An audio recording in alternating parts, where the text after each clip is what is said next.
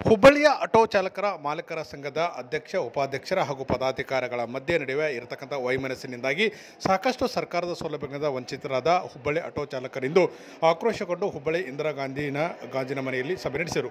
ಈ ಸಭೆಯಲ್ಲಿ ನಮಗೆ ಸರ್ಕಾರದ ಸಿಗತಕ್ಕಂಥ ಸೌಲಭ್ಯಗಳು ಸಿಗಬೇಕು, ಅಧ್ಯಕ್ಷ ಉಪಾಧ್ಯಕ್ಷರ ಮತ್ತು ಪದಾಧಿಕಾರಿಗಳ ಮಧ್ಯೆ ನಡೀತಕ್ಕಂಥ ಜಗಳ ವೈಮನಸ್ಸು ನಮಗೆ ಸಂಬಂಧ ಇಲ್ಲ ಎಂದು ಆಕ್ರೋಶ ವ್ಯಕ್ತಪಡಿಸಿದರು.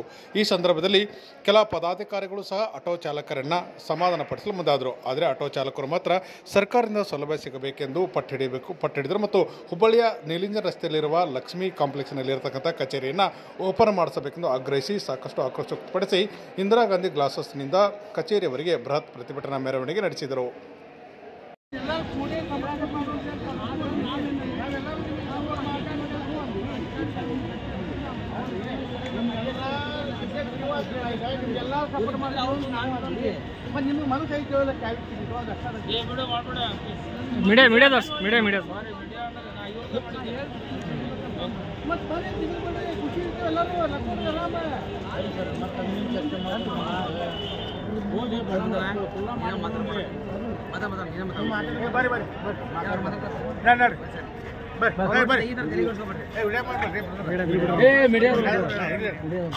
ನಮ್ಮ ಹುಡುಗರ ಮನೆ